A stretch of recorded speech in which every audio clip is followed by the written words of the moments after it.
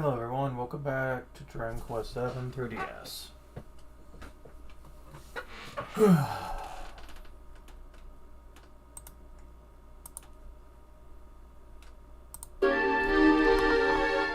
God.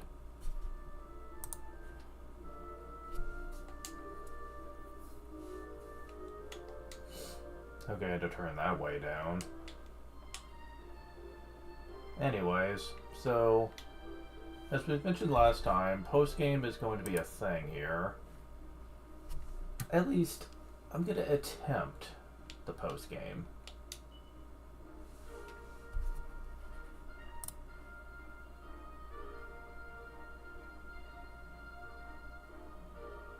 Also, you could have gone to Pilchard Pie towards the ending at the end if I talked to everybody, but whatever.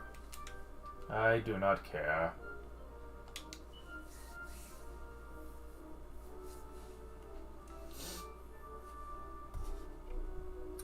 So this post game.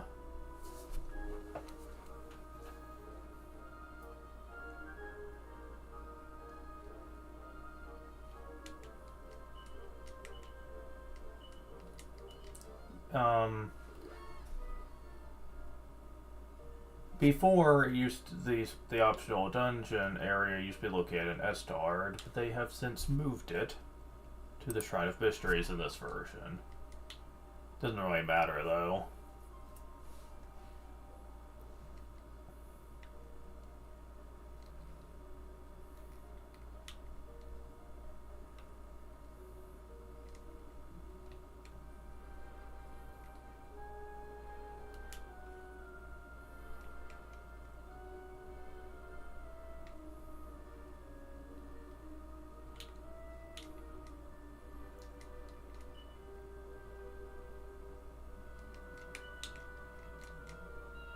If you have the mysterious fragments, you could put them in here once you have the ultimate key.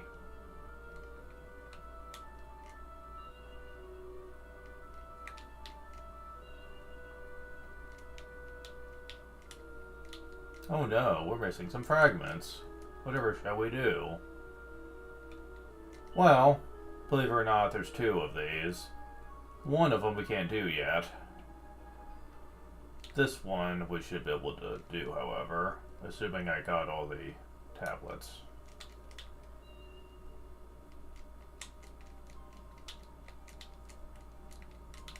Okay, there we go. It is hard to see this because it's so tiny. But yeah, we do indeed have all of them. Perfect. For once, I actually do have all the tablets.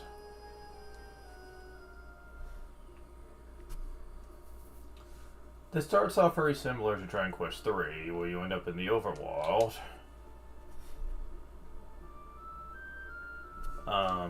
There's nothing on the world map, just like in Dragon Quest III, you just go right on in.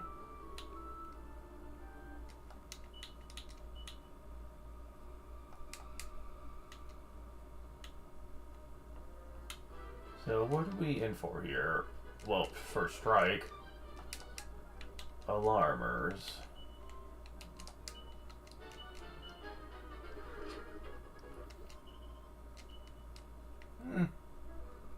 Okay.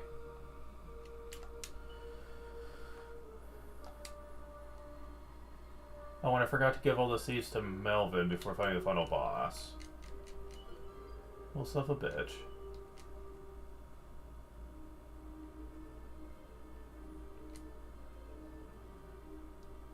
And even these guys are running from me. Jeez. Certainly made this easier, didn't they?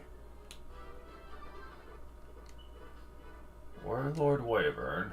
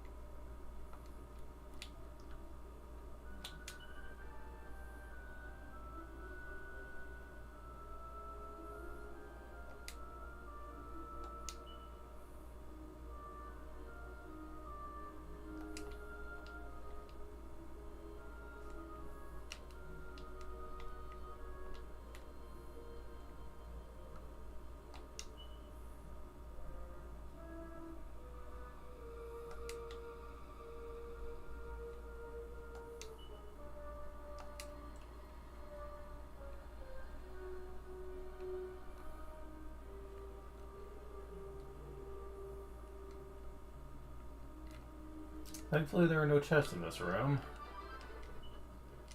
Visual lanterns, okay.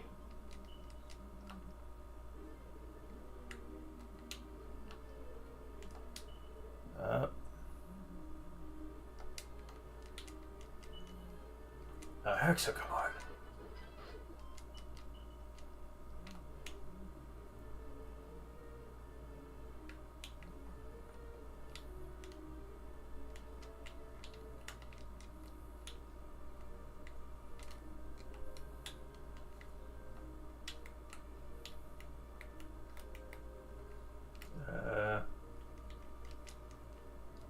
Oh.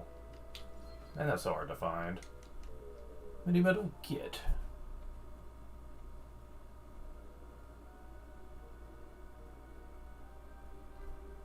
Uh-huh.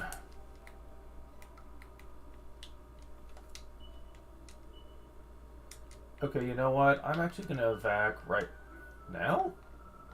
Wow, really? I can't leave. Really?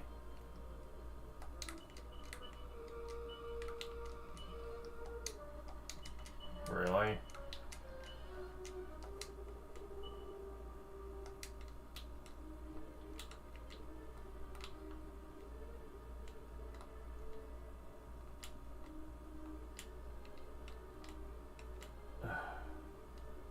Really? Oh wow, I'm surprised I snuck through that.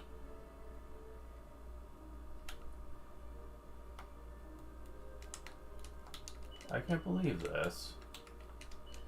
Oh wait, never mind. You can evac, but only from certain areas. Well, that's annoying. Yeah, because I want to use my mini metals real quick. And then I'll be back to this. The area looks like it's going to go pretty quick, though, honestly. So most of this is going to be boss fights, I guess? I don't know. From what I remember, the post-game when I attempted it on the original was a bit more involved.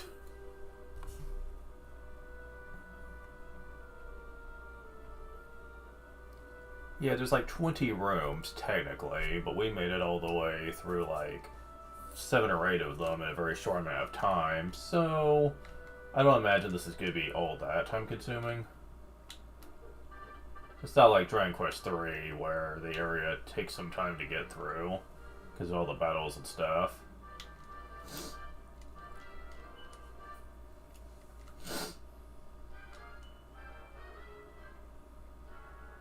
Glombarello, get. And Gringham Whip, get. What do we do with the Platinum King Heart? Not necessary. Yeah, we already got that under control, so don't really need it, dude. Still annoying that I'm not going to be able to get all the medals in the game to show it off. Well, actually, kind of I am. The only ones I'm not getting are the one optional one that's missable, and it's from the Haven. I don't know, I think it's from one of the barrels in one of the earlier phases of the town.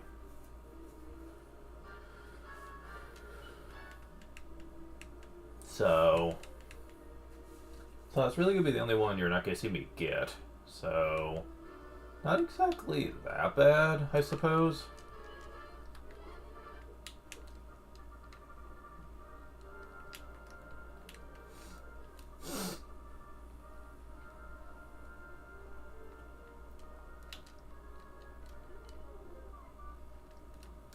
And I would have probably gone it if the guide would have made proper mention of it, but it really didn't.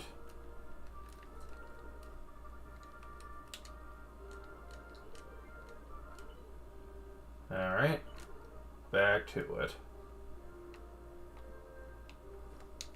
Yeah, most of this is just gonna be me doing a whole bunch of boss fights, I suppose.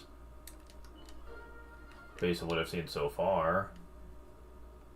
And that's assuming I even can win. I don't know if I'm strong enough. I mean, maybe?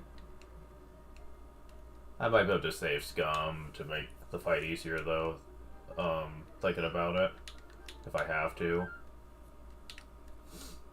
But due to the nature of the fight, I'm probably going to do it multiple times, though, and that might be a bit of a time sink. We'll see. We shall see. Alright, come on.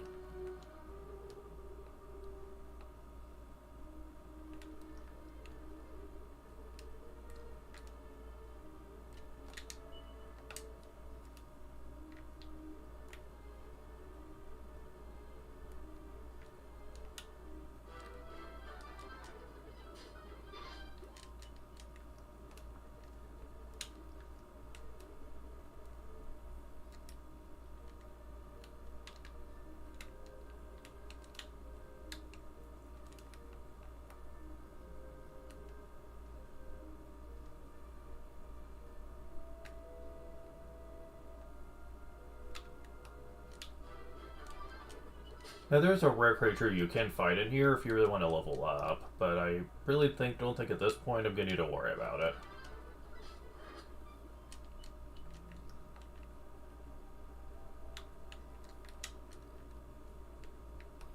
Okay, we're back here. So, let's see. Go through the door to the southwest.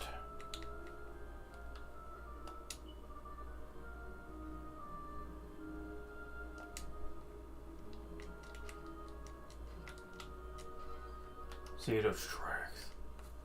Okay. Enter the cave to the northeast.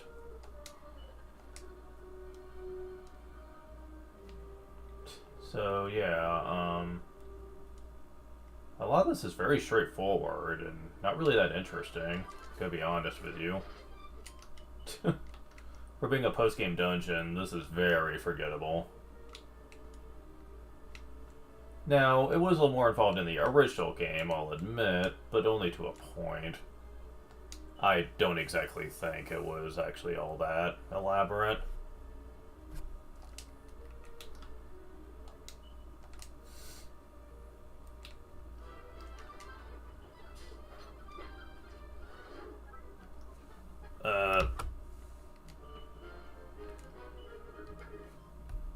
They're running. Are they worth anything?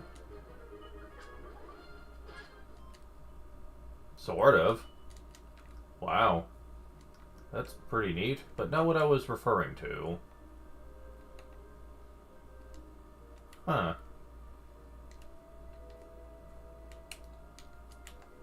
I hope they do stuff like that in the Dragon Quest Monster 3DS games. That'd be kind of neat. It'd make experience problems less of a chore. Because if you recall, Dragon Monsters 1 experience did become super amazing until the post-game, where you could fight liquid metal slimes a lot. So... okay, which path am I on? That's the next set of stairs. That's the next set of stairs.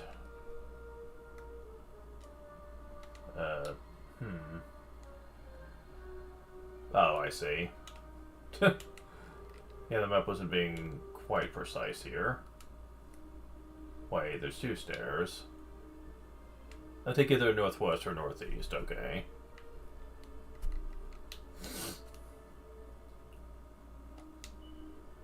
Take the stairs to northwest.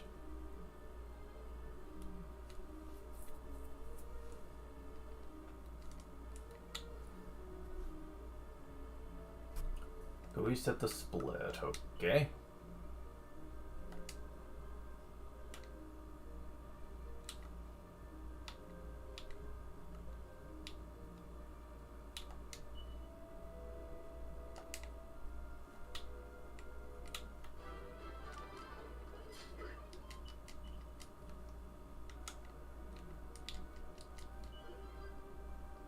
Another life ring. Cool.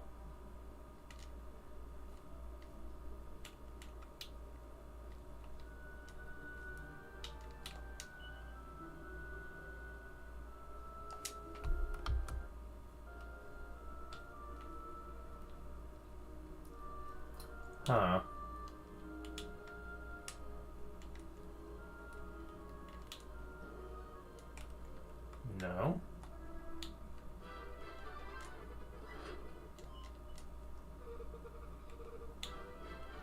Go away. Jeez. Oh my god. Stop.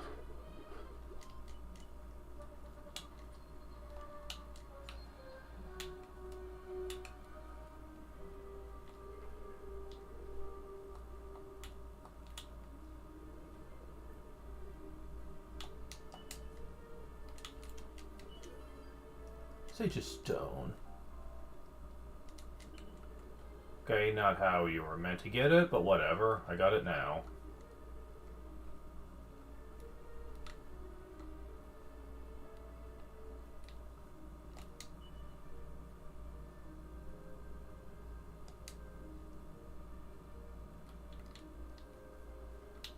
There we go. Now, the original one on PS1 had rooms that were kind of like that, but all over the place. Column of golems. Okay, sure.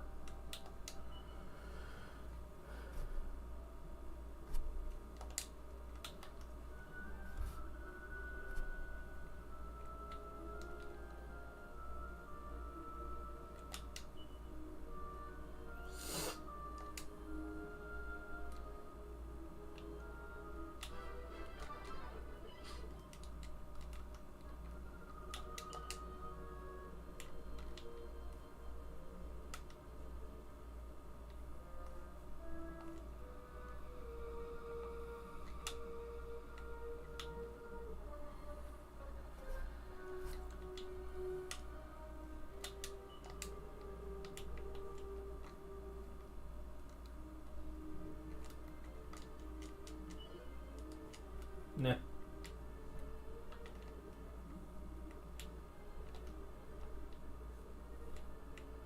Oh, wow. Huh. Metal slimes, huh?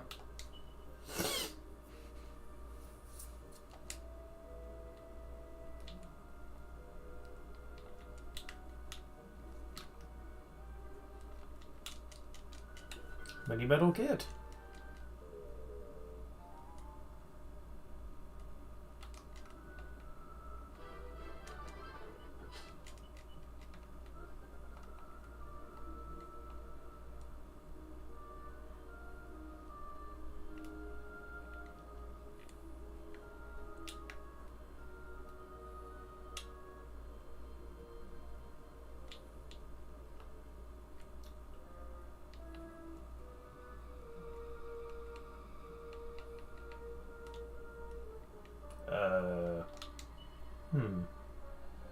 Oh, okay, I get it. I need to backtrack.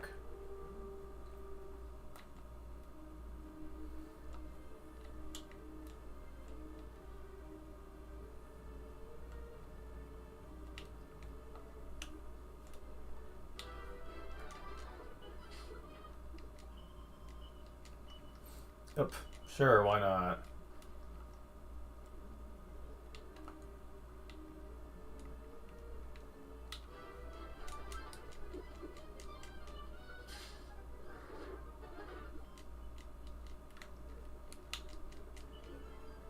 Madcap. This is one of two very important items in the post-game that a lot of people like. Up to Sun, positively bunkers reductions on all MP costs. Yeah. So, I think pretty much everyone can use it, so that's helpful. Give it to Melvin. He is going to be... Giving that to him will be key for your survival against the final boss, trust me. Now, Ringham Whip. Huh. Oh, I forgot to equip the Okeana sword all that time ago. Well, shit. And the Ringham Whip is pretty much stronger than it anyway, it looks like. Just as strong. No, it's a little stronger. May as well you equip it then, I guess. Let's see.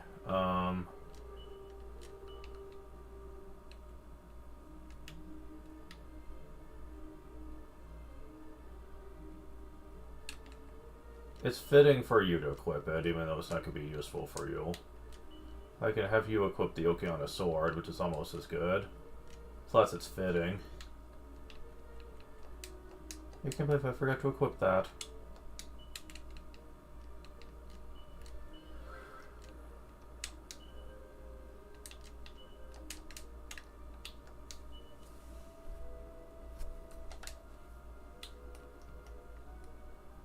We're not quite there yet.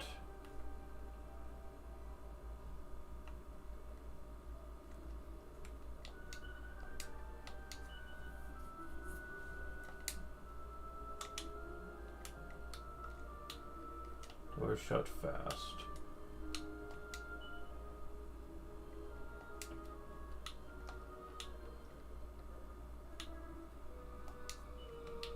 Huh. We can save our game here. That's interesting. Okay. Just give me 1 second to top off on MP first.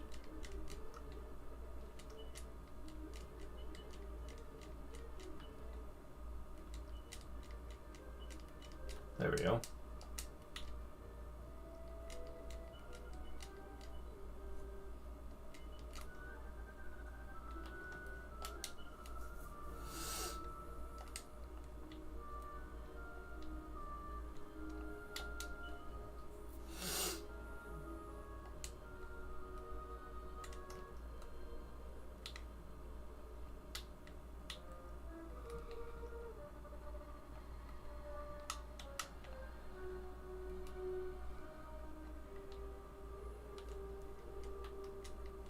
A damned while.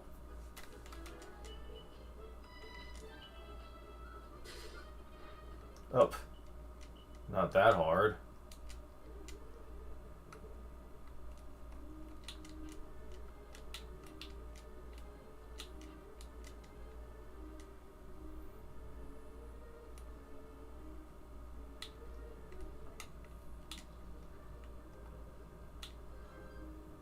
Slime Gooniform.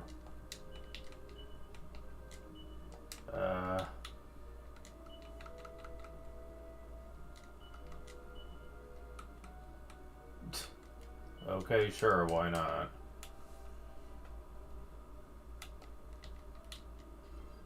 Mini Metal Kit.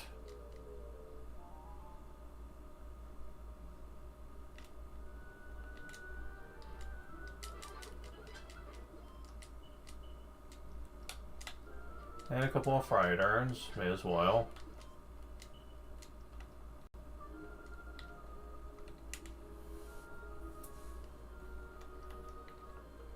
Now we enter the opening to the north.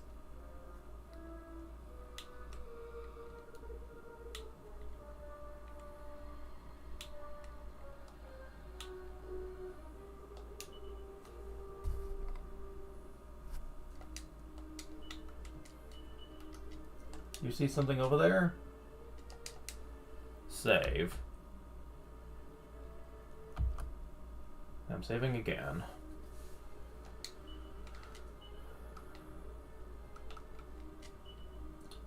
Oh, well, I suppose what we should do before we do that is use Seeds of Strength. I use them all on Melvin usually, but I think for the purpose of this fight, you want to use them on Aris. As much as you can here. Because Aris is going to be using Sword Dance. Melvin is going to be using Sword of Ultimate Power, which does fixed damage anyway. Okay, game, come on. Don't make me have to wait eternity for this. Thank you. That's better. Okay, yeah, keep it up. Yeah. That's what I'm talking about. Okay. Okay, it's Vigility. Well, I do have Omni Heal with RS, so him having Agility probably would be nice too.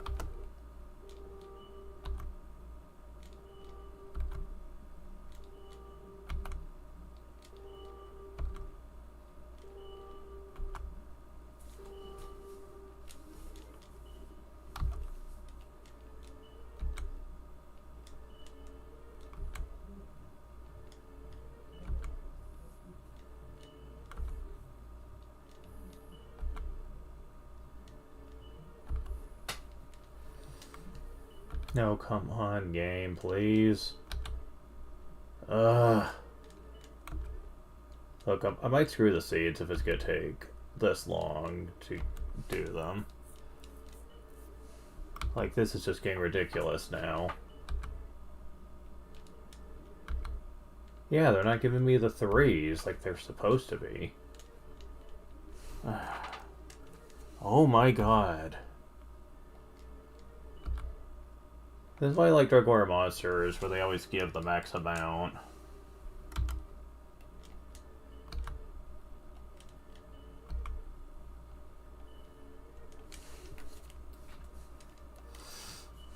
Okay, for this one I need a 6.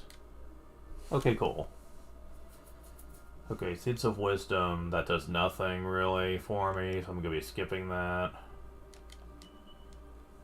Resilience. Okay, resilience isn't really gonna be important here, honestly.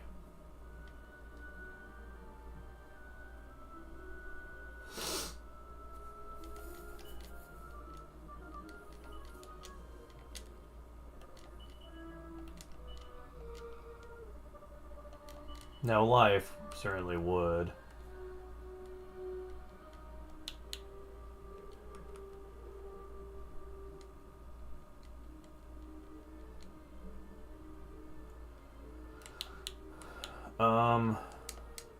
Do we have our items set still? Oh, another Sea of Strength is in here. Yeah, let's take care of that, why don't we? Kingdom Hearts.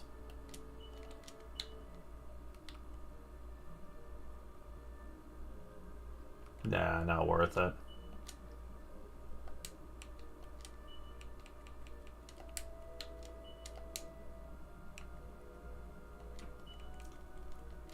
I want another one.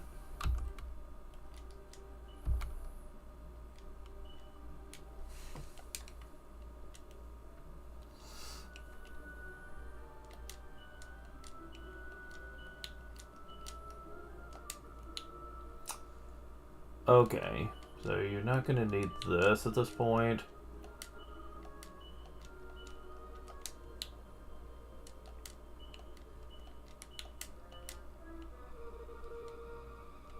And we are going to be switching things a bit here. You're getting the power-up thing, while he's getting the water one. It breaks the theme a bit, but Aris needs as much strength as he can get for this. Alright, so...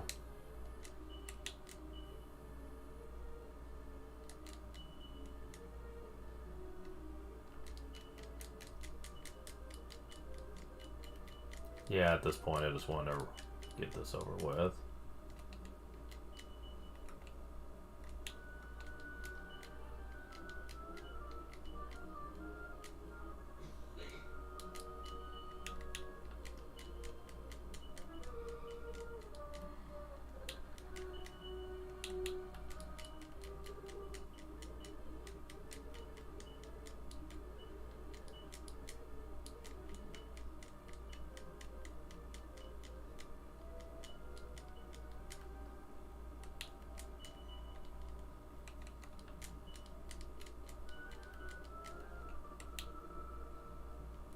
Okay.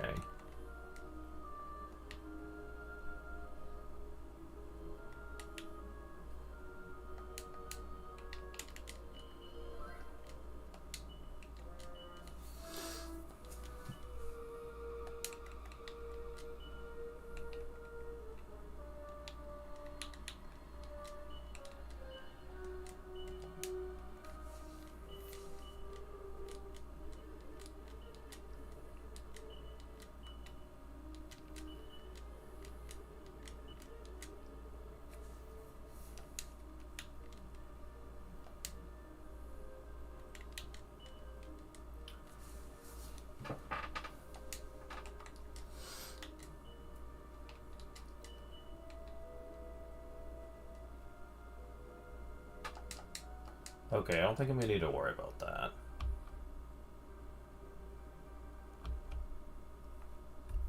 Fuck you, error.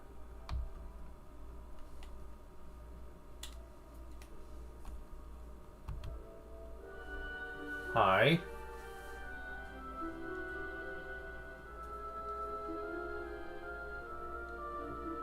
So you finally found me. Yes, it's me, that we were looking for. The Almighty! Plot twist, he's not really dead. Okay. So, why hasn't he been helping us then? Praise be the heavens, Master Father, 'tis truly you. But why? What language is this forsaken place? Is it you, Melvin? Ho, it's been a while. Now, if you managed to find me here, still what happened to me, but still that I was defeated. Though to be honest, I would say it was more of a draw. Anyway, before my final battle, I trusted the future of the world to you humans. Put my faith in you. See, I knew you could reclaim it from the clutches of evil. But myself were defeated. You did not disappoint me. But I created the divine shrine. The one you did such a fine job of restoring, along with the rest of the world. And to say is, humankind has no need of me anymore. Future is safe in your hands. Go forward, a bright and beautiful future of self-determination. Unless you'd like to do battle against me, see how strong and self-sufficient you really have become. Oh, this is different. In the original, he was actually all high and mighty. Hee. And actually yelled at you for coming here. In this one, he's far more cordial about it. Which probably fits the image of him a lot more, so I can't exactly complain. It actually annoyed me just how insulting he was to you for coming here. I'm like, dude, what the hell's your problem?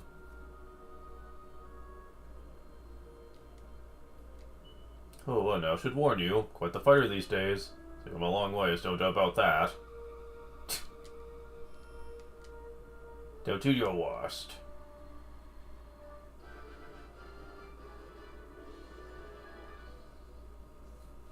So, yeah, we're literally doing this.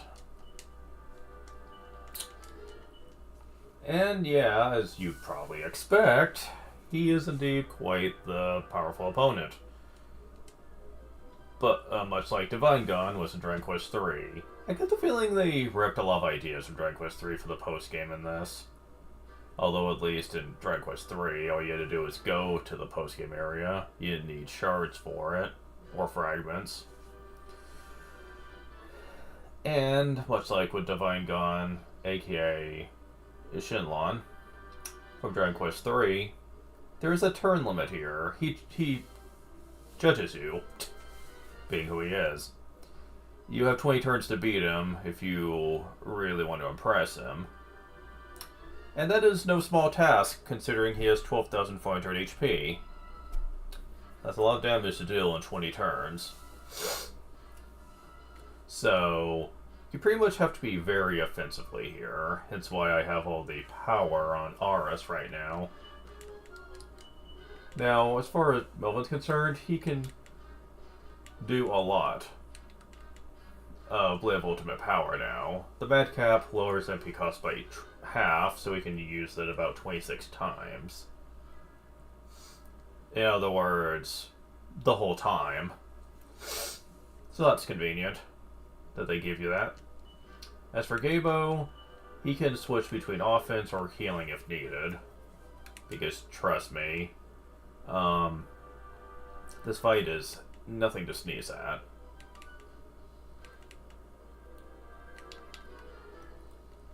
For now, I'm going to stick to using this. Well, he doesn't have much MP. Maybe I shouldn't. I want to make sure I can use Omni Heal if needed. If that's the case, then I might just be stuck using... where is it? Multifest, there it is. Because I want to be a little cautious here at first. Okay, on her first turn, you want to use this.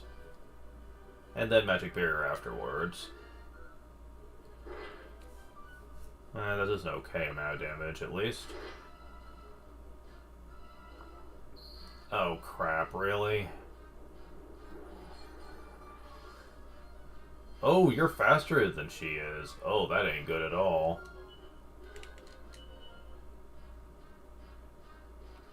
Gabo, do you have the way to... Oh, I don't think you do.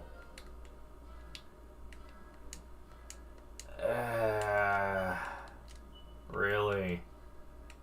Okay, so I'm gonna have to use it with you, and you're gonna have to just use multi-heal this turn. You use Magic Barrier. Hopefully he doesn't spam the shit out of that move. Oh, of course you do that. But hey...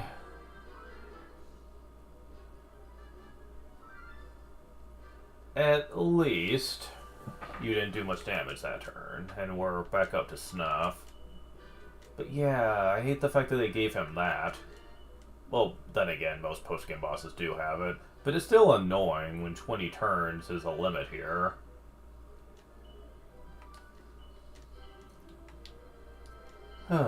Okay. At least I'm doing some damage to you. Underpad stance.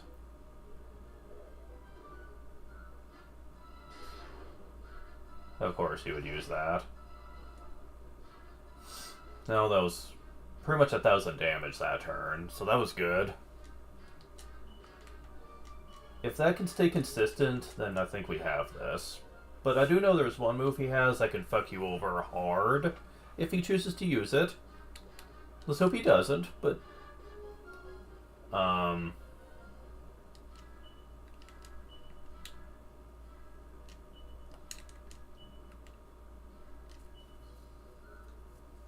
If he uses Disruptive Wave, that does waste his turn for the most part, so...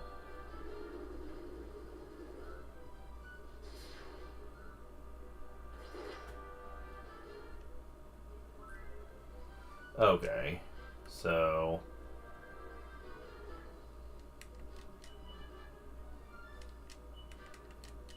For this turn, I think it would be practical for you to use Omni Heal.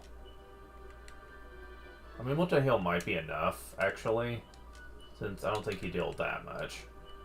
It just looks like it at first. Okay, so he hasn't got rid of my buffs yet. So, for once, I'm actually going to take advantage of the situation. Use this. For now, at least.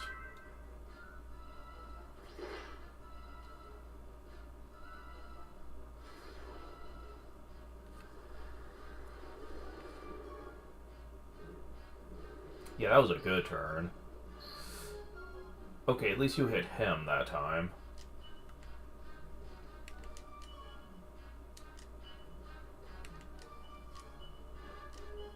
Okay, do you have... Oh, you don't.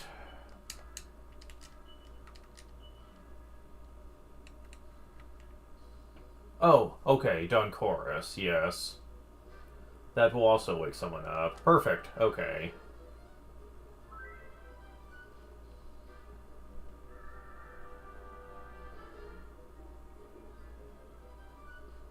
Damn it.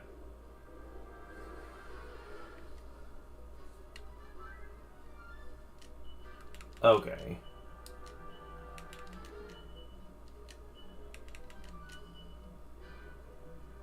We're back up to snuff, and I can get her back to doing...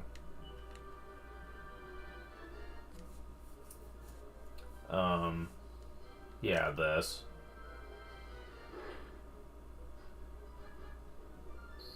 This again?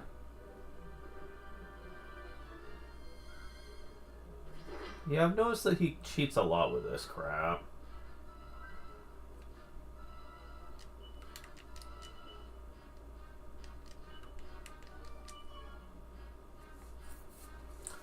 And I don't know how much I agree with that.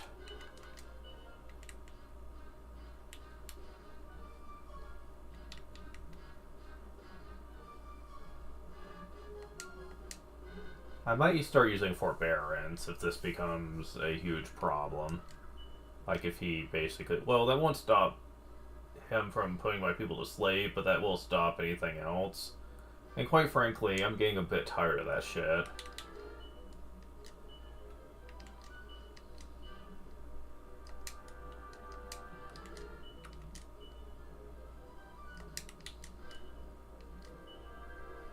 Because he's getting to where he's doing it every other turn to keep me from doing high damage. Yeah, he's doing a lot of stuff to make me skip turns. Oh god. Ow. And that's the super move that I was mentioning before.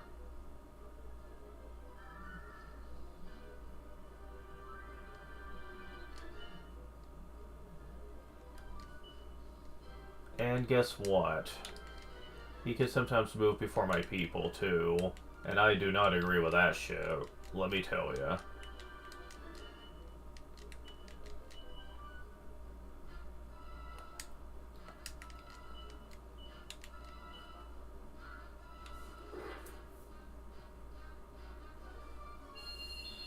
Come on.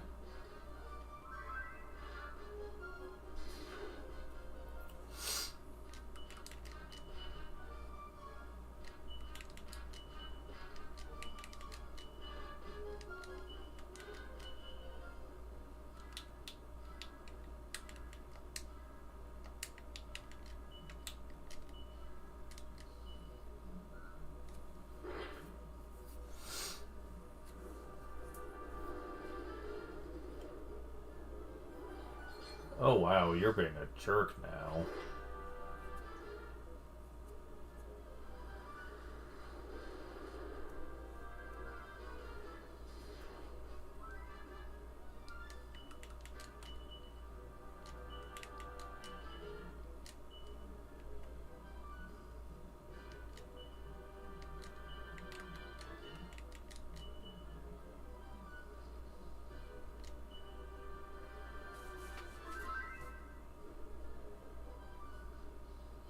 Oh, come on. Quit making me skip turns.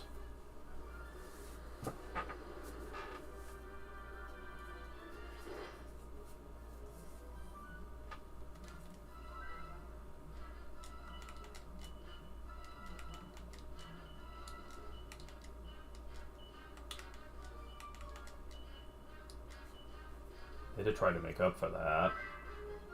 That's not always easy. Yeah, do that more often.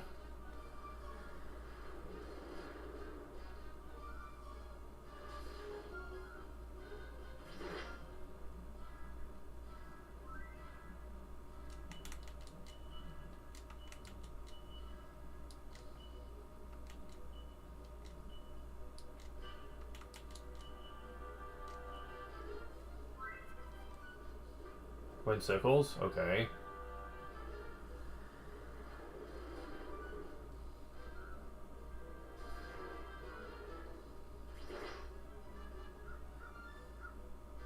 Okay.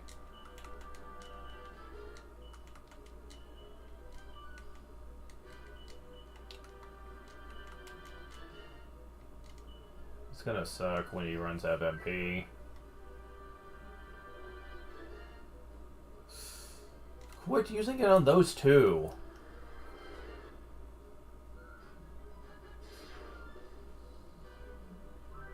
Good lord.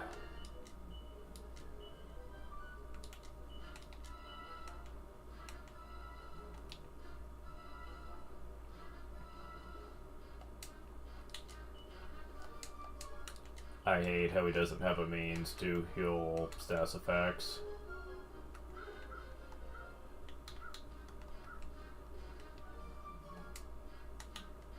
Because I hate having to constantly use Maribel for that. I'm gonna have to try to make up for that, but...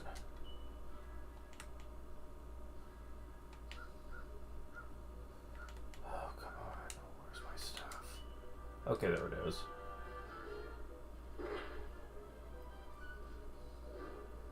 Printed ice, okay. Okay.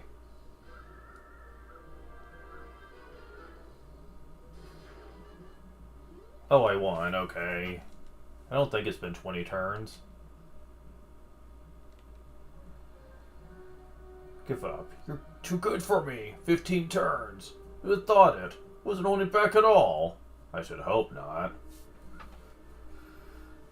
Okay, so... This should give you some good reward. That really was quite a victory. Take your pick. This is what sucks here. You can get a hero's heart, which isn't worth it. Skimpy 90, if you really want to see what it looks like, I'll do it. Stop it. Don't even start with me.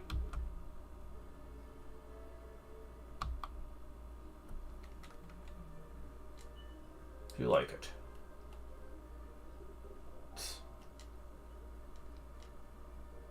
Let me suggest somewhere you'd like to go. To see your destination, we'll have you there in a jiffy. Oh, for now. Alright, let's see this.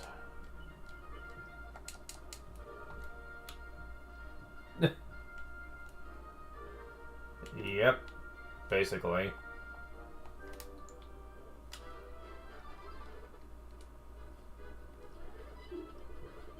Man, the enemies here always seem to... Yeah. That's just pretty lame. Prime Cuts is just if you want to make it easier to get monsters. So Mysterious Fragment is what you want. If you like it. Sadly, you cannot get them all at once.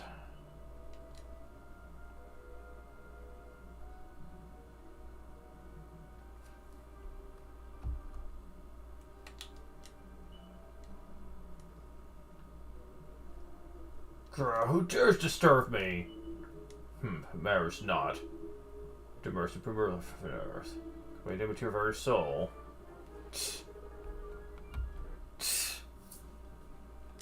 What the fuck? He's like, how'd you get here? You don't want to know, buddy. But unfortunately, this does mean you have to go through the place 2 more times, and you have to beat him 2 more times.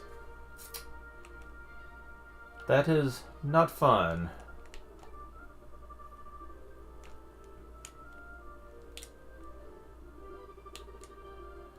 It is ridiculous.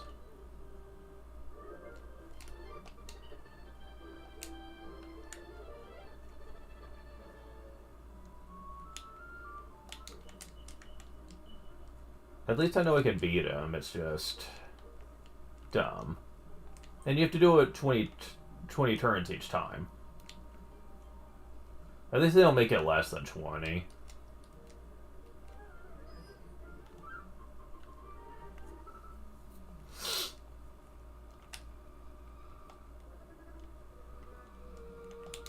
You know what? Can I just do this?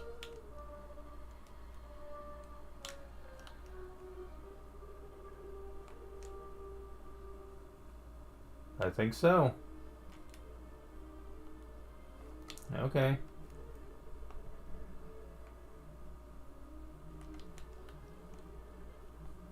The next few attempts, I'm probably going to use save states and see if I can keep him from putting my people to sleep, though. I don't care if he does damage to me.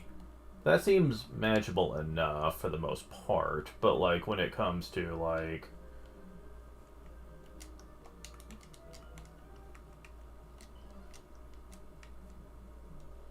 But when it comes to, like, putting me to sleep constantly or making me skip turns constantly, I do not agree with that. That's them basically giving you a turn limit and making the turn limit absolutely frustrating.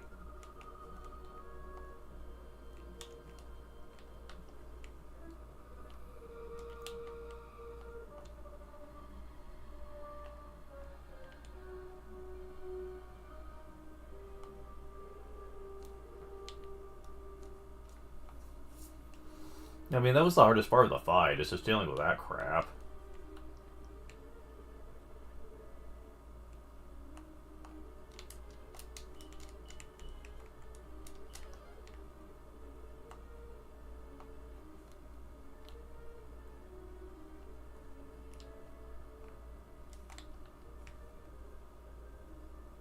Also, the fact you have to go this far down just to keep attempting it is really dumb, I will say.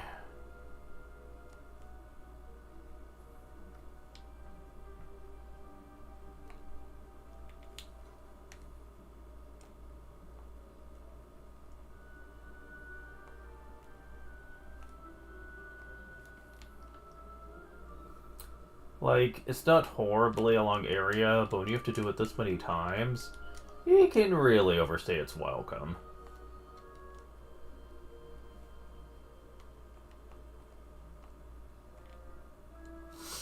And that's only if you're just going after the mysterious fragments. If you want the other rewards too, that's like a total of 6 times you have to do this. I do not agree with that. Like, what the hell, man? Let me easily get back here. I don't think you can. No. They don't give you an easy way to do so.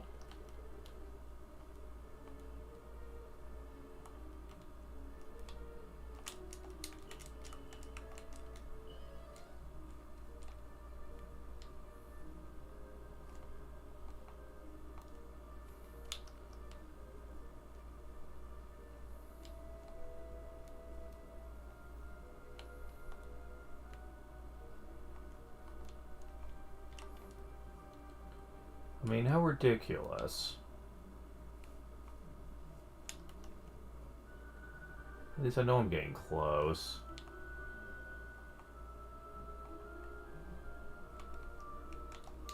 Yeah, we're getting close.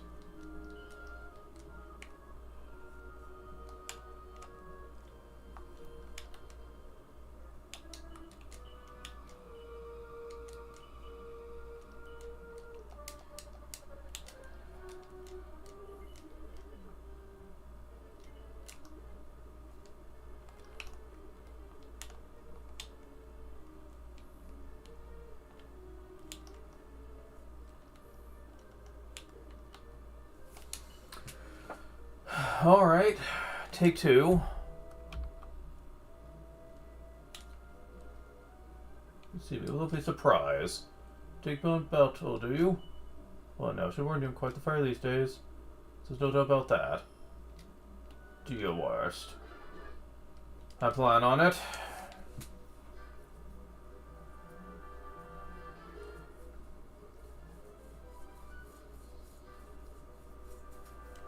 Okay. So, Sword Dance, Blade of Ultimate Power.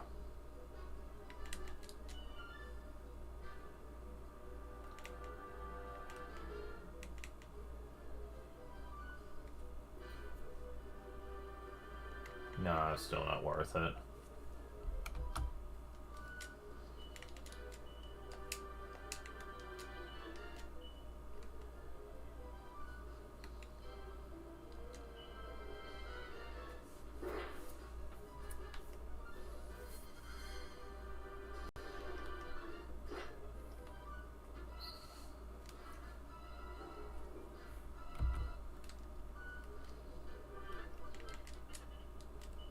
Nope, damn it. Okay, I can manipulate what he does. Good.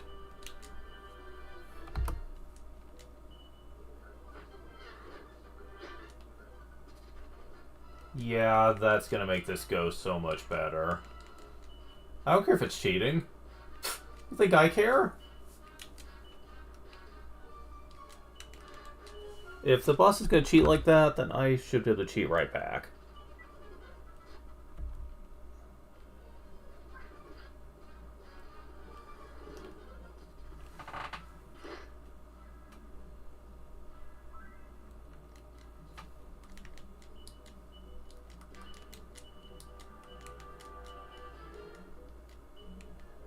Oops.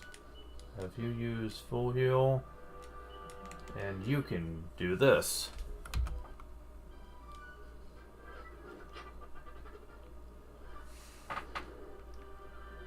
That's fine.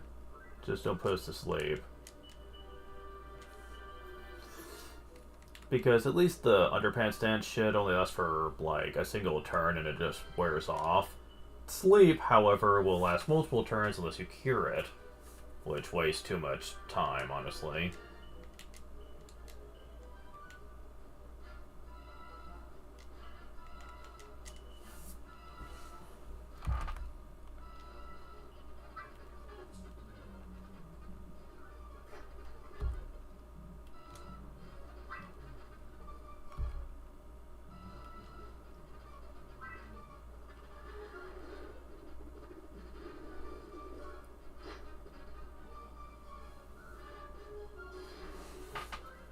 Oh shit.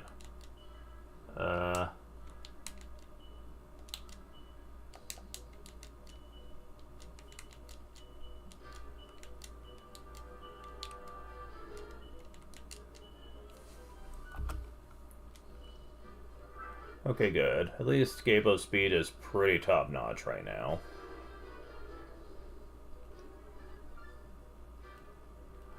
They only affected one of us. So...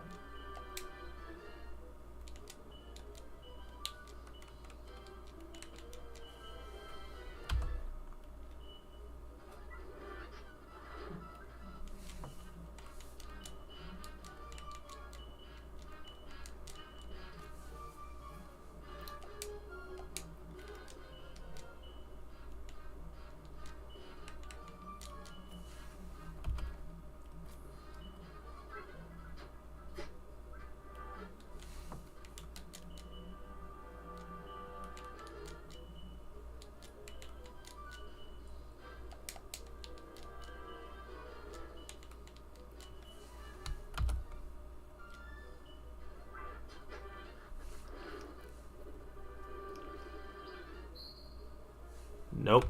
Not doing it.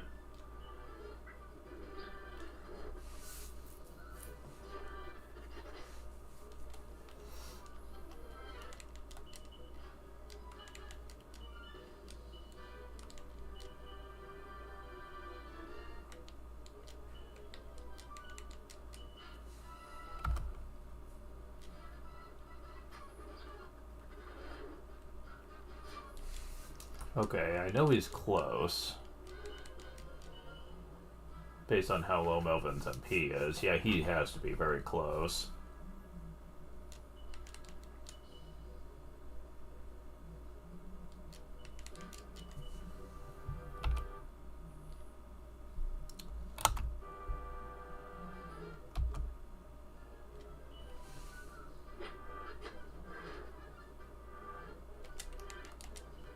Damn it.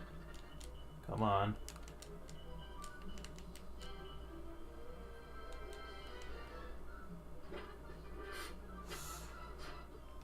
There we go. See, wasn't that so much faster? Good for me. 11 turns. Who'd have thought it? Yeah. Can't you just give me all of them at once, buddy?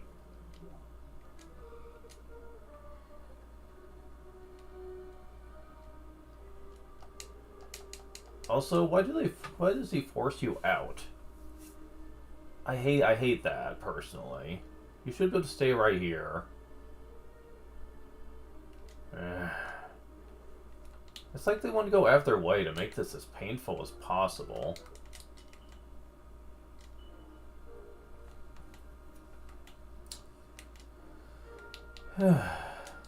Dumb. Post game is dumb. Long ass dungeon. A very annoying boss fight. Having to do it multiple times. Just so you can access a second post game. Which I don't think we've ever done, by the way. Yeah, I don't think we've ever done it. At least I don't remember it.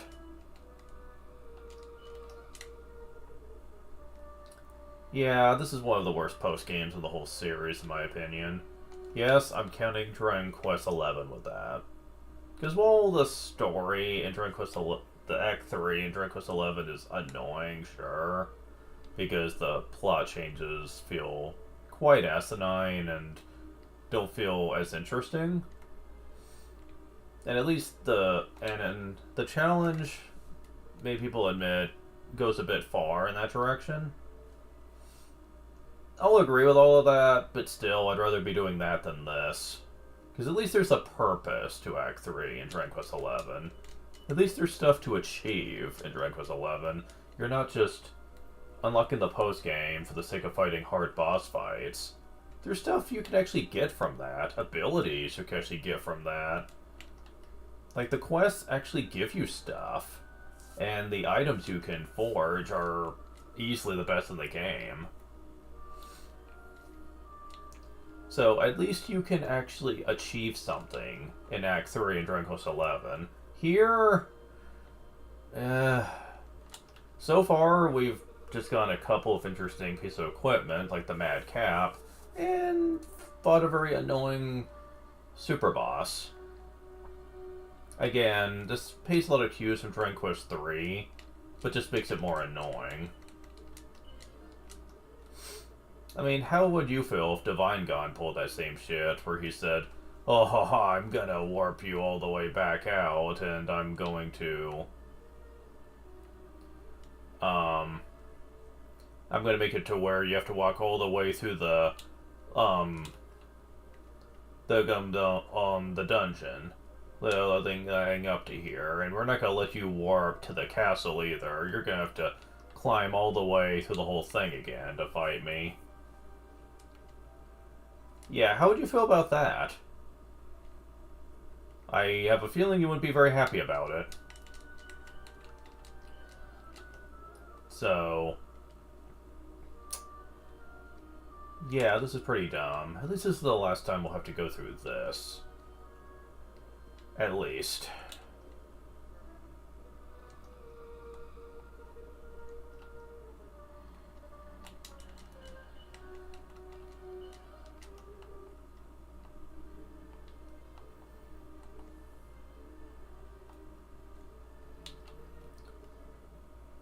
I still say Dragon Quest XI overall is still probably the most ideal Dragon Quest experience in my mind, since it probably does the most things right.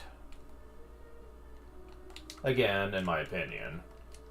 I know some people prefer 8 over 11 still, but I don't know.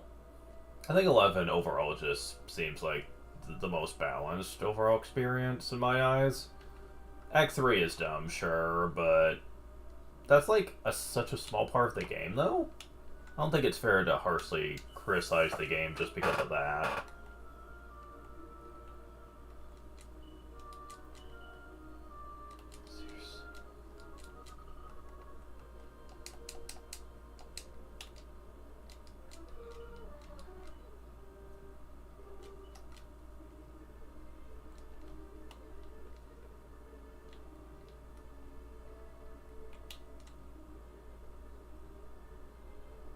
And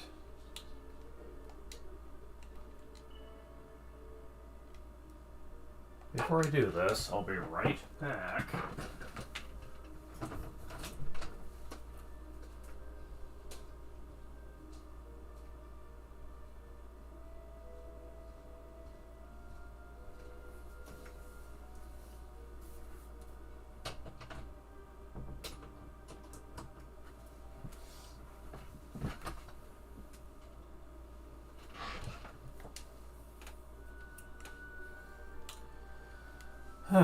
Okay, sorry about that.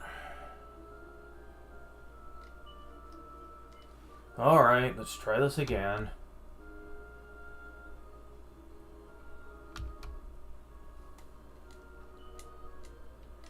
Alright. Third time's the charm. Seriously though, this is pretty stupid. Like, I cannot put into words how stupid this is. Why did they even think for a second that this was okay?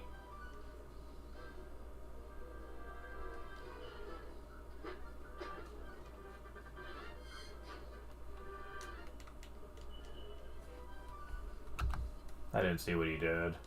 Oh, damn it, really? Ugh. Stop it.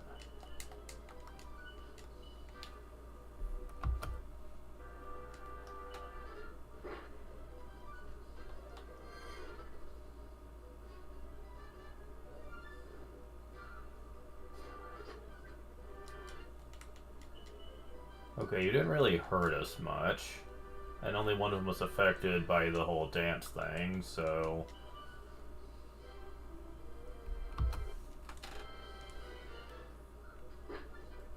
took a wave of energy. Nah, yeah, I'm not dealing with both that.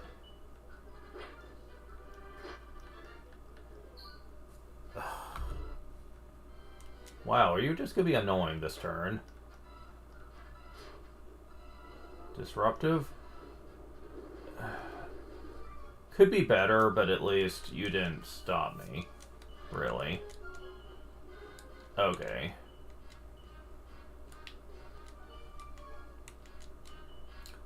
You know what? I'm not gonna bother putting up buffs. I'm just gonna go for it.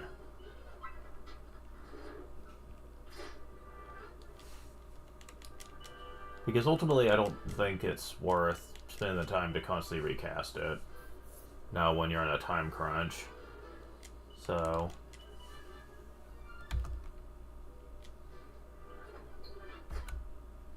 No. You're not doing that. I don't mind taking a turn to heal up. That's fine, but... Although I am concerned what happens if you use double breath attacks. But we'll handle that when it comes, but...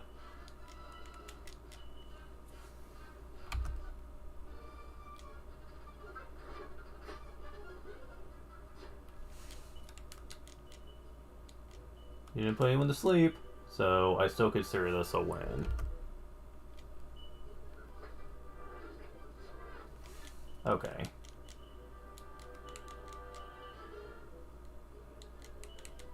Still doing pretty good on health here.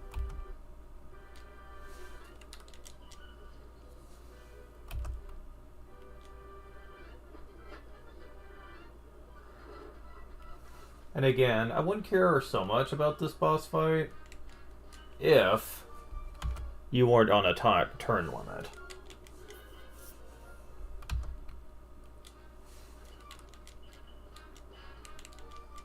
Because, yeah, that's the biggest problem here.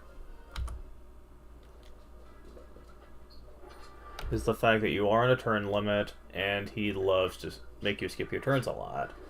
That's the big problem that I have with it.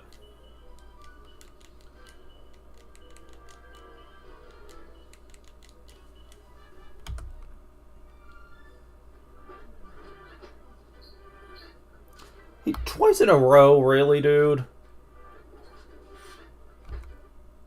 Really? Powerful move combined with a breath attack? Okay, now you're just being a cheater.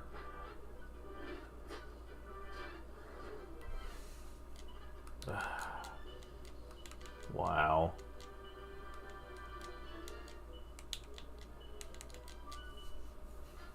I'll be done with this guy. Oh, and I'm done. Good. 10 turns. Well, that's the best one yet. Alright, give me my fragment.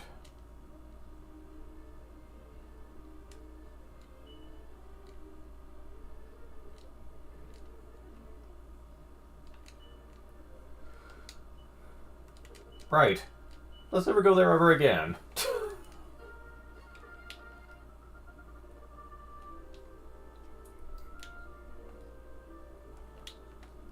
Why is it every time I strain? He has to go talk to my mom.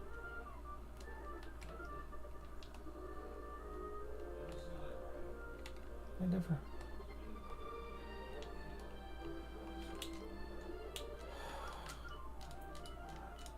No.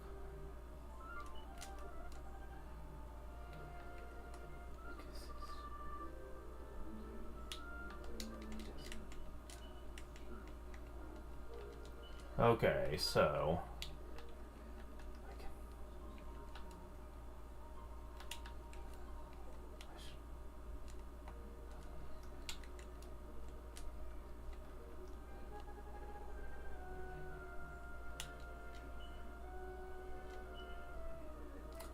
Okay, so...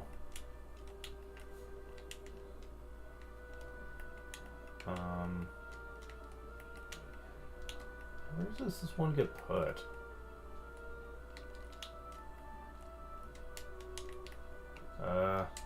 Okay, what gives here? Okay.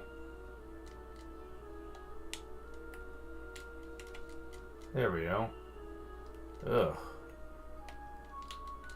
Okay. First time ever we going through this one. Jeez.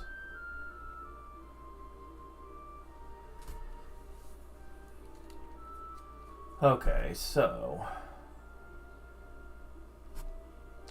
in case you're wondering, the creature I was referring to is the Platinum King Slime.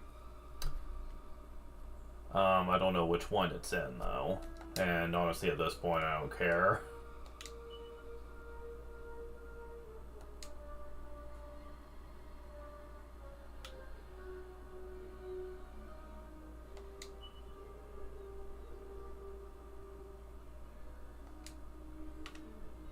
Well, they said you can go over here for something.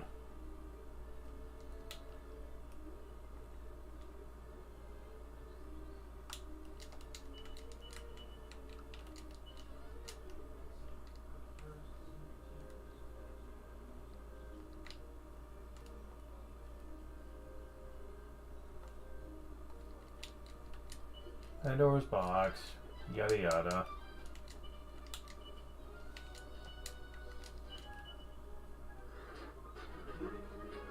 Oh, you jerk.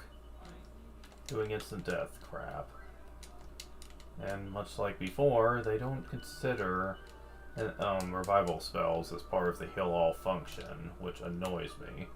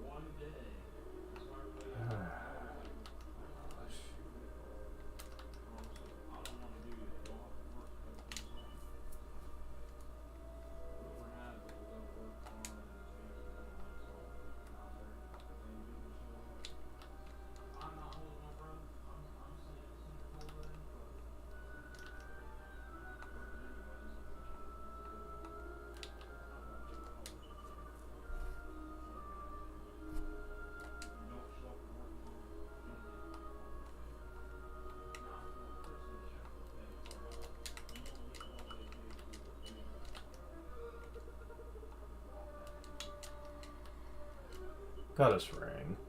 Heals MP per step. Moving on.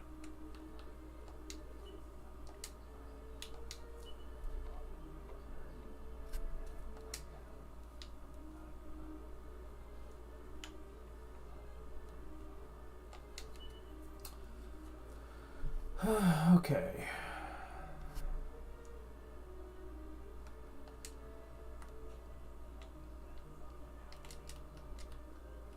Another one of these assholes. Okay, at least it died before it could do much. Runa Shield. Don't really care.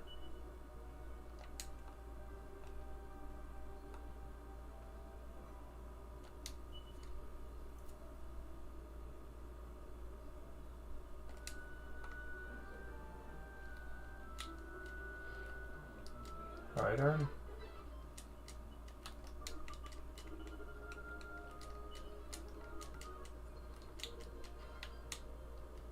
Meaty treat.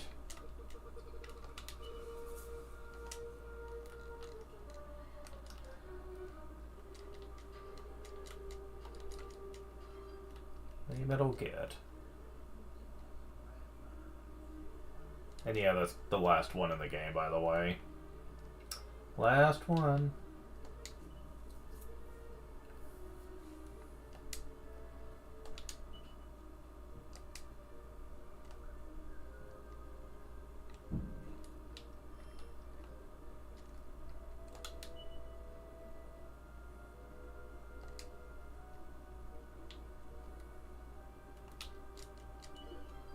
Duplicate. Really wish I would have had this before I fought the Almighty, but hey, whatever.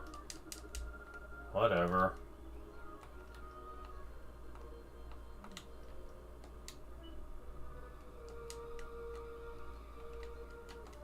Yeah, whatever. Let me just go ahead and take care of that.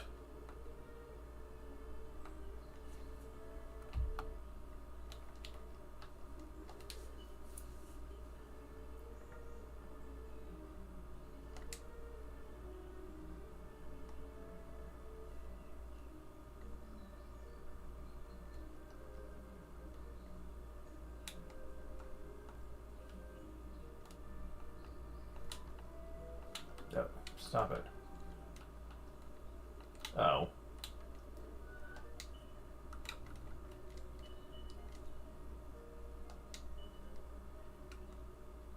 So...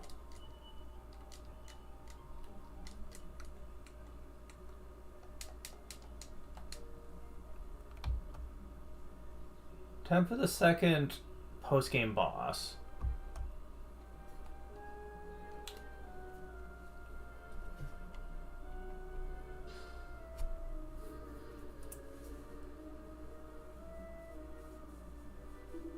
Stop. We can allow you to imperil our master. That's right. We can't let you pass. Sorry.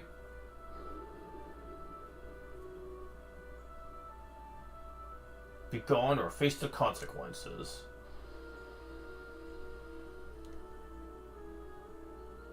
For the suit of the Almighty to face one another in battle seems unnecessary, futile even. Is this some passing? Little choice. Perhaps he meant to test us. Very well. Stir, may your light shine upon those you deem worthy of victory. Yeah. This looks scarier than it actually is. Considering we're fighting 4 bosses at once here. Believe it or not, though, it really isn't.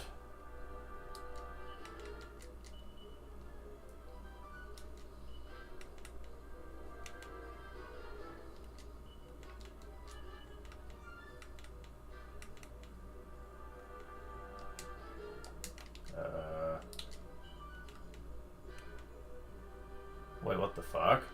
Where's my stuff? Oh, there it is. I was like, where is it?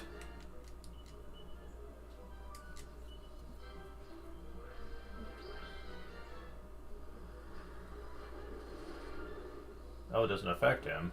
Interesting.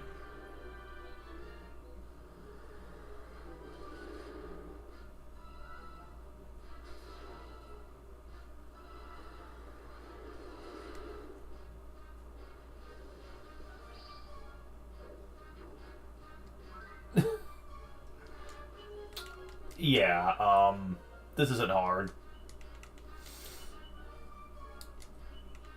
At all.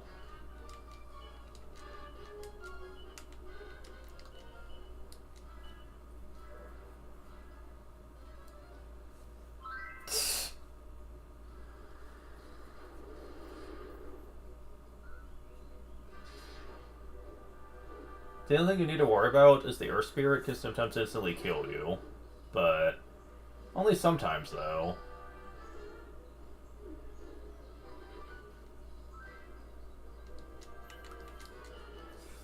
This is kind of a joke fight, honestly, though. Like, after the Almighty battle, they throw this at you. Oh shit, well, someone almost died there. But only because of speed shenanigans.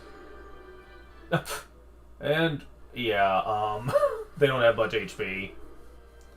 Yeah, they don't have much.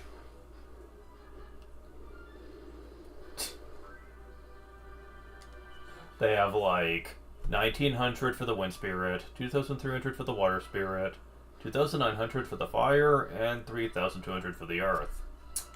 So, yeah, keep up the offense for the first couple of turns, and you just win. I guess Big Bang in this game counts as fire, which I think is dumb. It should be explosion-based. Fine, I'll just go back to Sword Dance, I guess. I mean, it's about as strong at this point.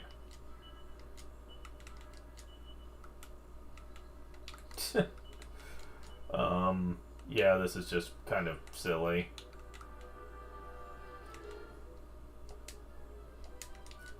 So, magic is kind of your forte here.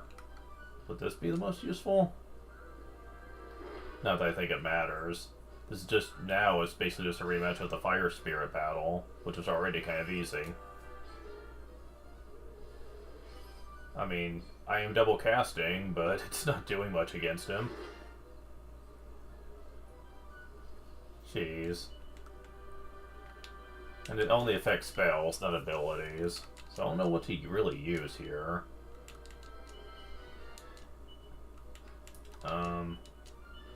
If that doesn't do much, then what does? Kaboom, maybe? But yeah, he's pretty much dead. We're doing like over 1,000 damage per turn. Yep. Yeah, that's so much easier. Ridiculously so. A fine victory. The Almighty has planted 2 seeds from which the war of the future shall grow. First is we 4 spirits. Second, of course, is you. I always thought that in creating us, he had intended our power to exceed yours in every respect. Seems that in our realm at least, you surpass us. In one realm at least. Our potential, your capacity for self-betterment is limitless. That lies your greatest strength.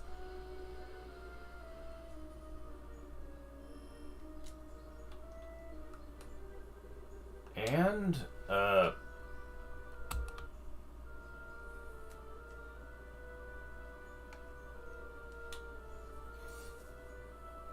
think in the original that's all there was to it. But I think they added something extra for this. I'm not sure what. Hi? Oh, hello there. How good of you to come this way to see me. Didn't realize this is where I'm living these days. Good talk, I'm growing a little tired of it. I think moving down below to your world. Question is, where do you feel like we find a suitable home? But of course, we didn't think of that. This is the all-knowing after all. Ho ho. So what idea? She'll head there right away. Wow.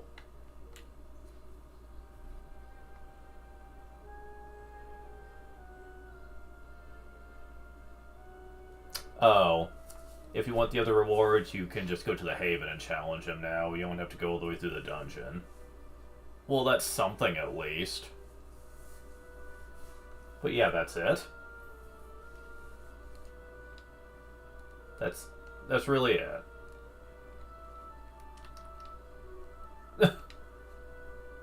The fuck? Like, I'm sorry, but that's just dumb.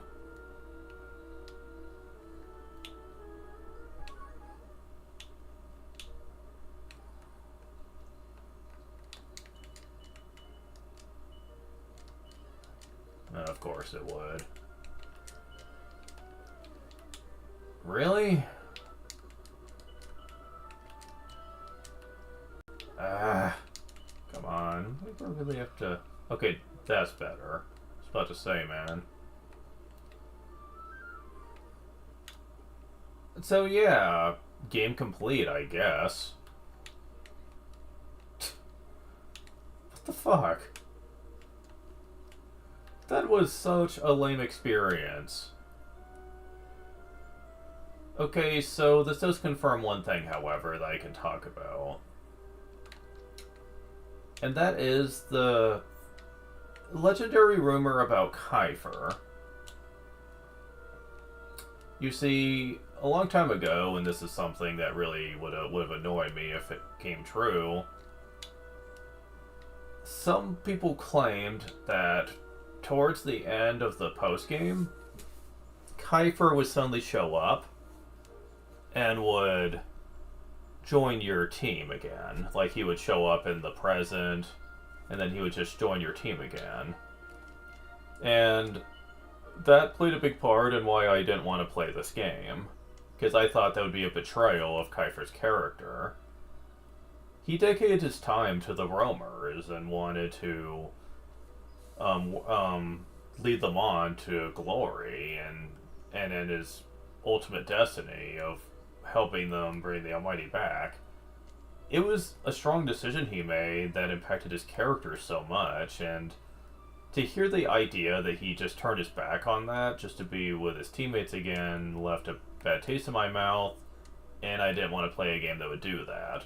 That would do a betrayal on that scale. Now I'm glad to hear that was just made up and didn't really happen, from what I can tell.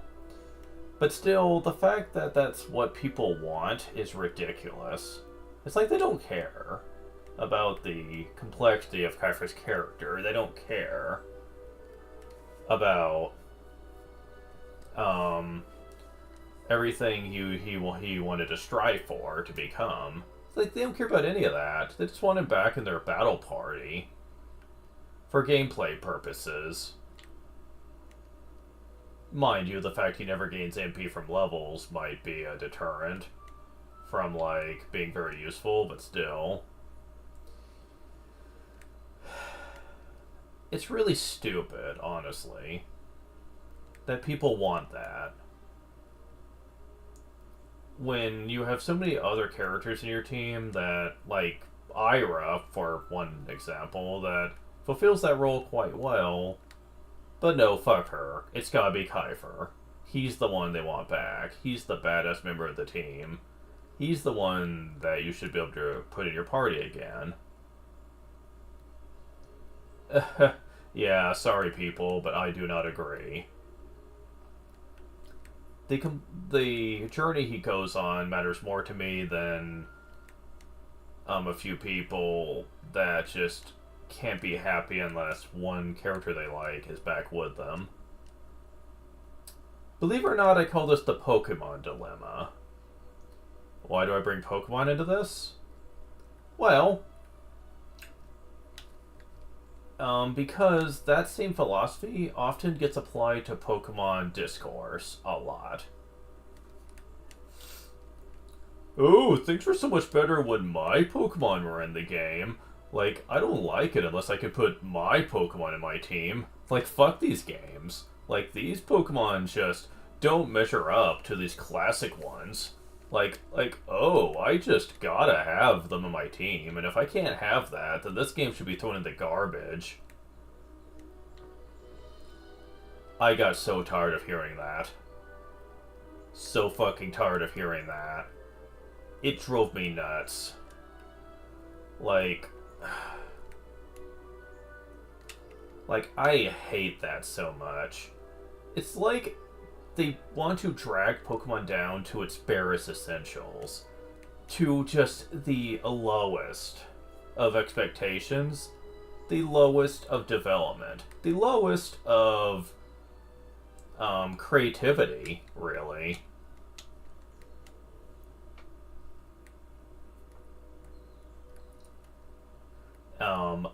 I couldn't agree with them. I said, really? That's all that matters to you, huh? Then leave our games alone. Go back to the old stuff. Like, if you're that hell-bent on that kind of experience, then don't play any newer games.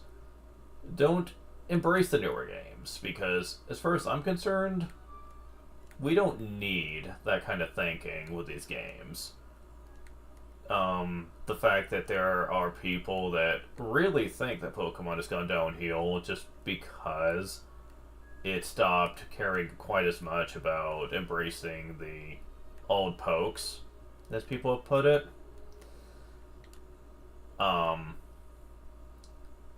And don't get me wrong, I understand the newer games have issues. I've seen the discourse on that, and they are right to be upset about that, but I'm talking strictly from the user input on a lot of criticisms, and I think it's toxic myself, just the fact that people just do not seem to really care about the series for its themes or anything. They just care about two things: their favorite Pokemon being in it, and whether they can use them over and over and over and over again. Or they complain about the multiplayer aspect. How well does the game enhance the multiplayer aspect? The engagement.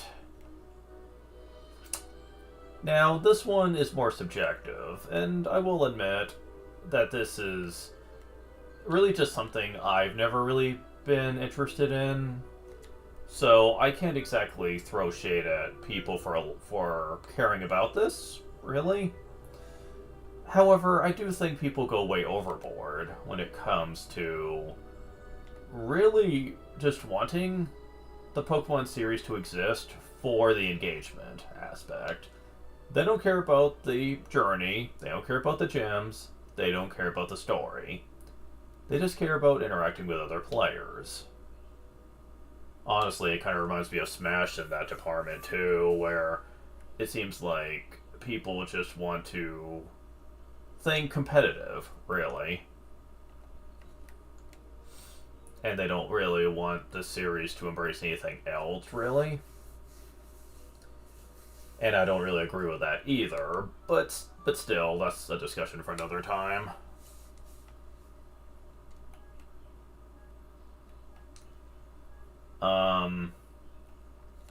Going back to Pokemon, though, I don't really think it's fair to want Pokemon to just be player versus player and crap, because if that's all you're really after, that takes away a lot of the magic that made Pokemon popular in the first place.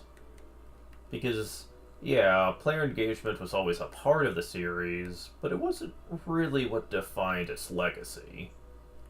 I know some people would like to think it was, but it wasn't. It was other things, too. And I think a lot of competitive players would like to forget that it was ever a thing, because it doesn't appeal to them. The competitive thing, I don't believe, became a huge thing until Gen 3, when Generation 3 made it a lot more accessible because of Game Boy Advance, and the idea that they were adding way more features that allowed for competitive playing. For example, that's when we first heard of the Battle Frontier, and it was something that really heightened the idea of maximizing potential when it came to stuff. I'm not saying competitive wasn't around before then, but that's what really popularized it. And again, if you're really into that, then there's nothing wrong with that. I mean, I know a lot of people really enjoy the competitive scene. And yes, if you're a part of that group and enjoy that, then you can really have a lot of fun with that. But for me, I couldn't get into it. I tried a few times when I got online, when it came to Generation 6, the first time I ever had online capabilities, and I basically dumped it with people. And it wasn't very fun to me. I didn't really like the player versus player format. And before you say, whoa, it's Generation 6, of course you didn't enjoy it. The online features weren't that great. No, that's not the problem. I've heard it was a less overall experience, sure, but I don't think that's the problem with me, because the problem is I just didn't find player versus player engaging for me, because I care more about the world building, I care more about the characters, I care more about experiencing the new Pokemon in the games and seeing what they're like. The player versus player thing bored me very quickly, because I just saw nothing to really enjoy from it from a personal perspective. It's just not what I was looking for. I did try it though, because some people wanted to see if I could get really into it, knowing I was a huge Pokemon fan for years. I wasn't though.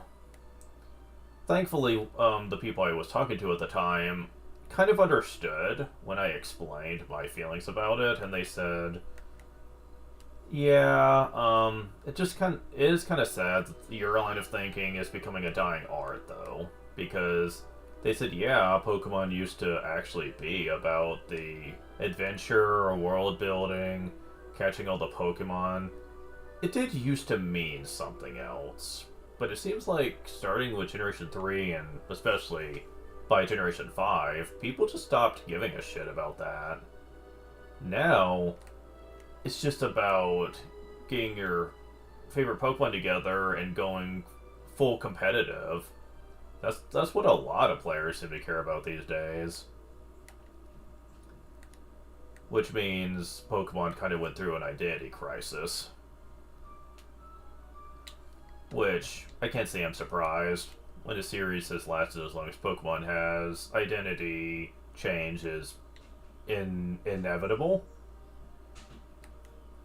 So, you know, that is something that just happens, but it just sucks that it seems like for the most part, Pokemon has just become that series that has just undergone such a shift in that direction that, to quote what one of my friends on Discord had to say on the matter, Pokemon will never be the same again because the current fandom wants the series to kind of go almost down the esport route, is what they would like Pokemon become. Something that kind of fits that category of gaming, like that kind of esport route where it's all about the competitive stuff, much like with Smash Brothers, and that they basically just want it to be just that.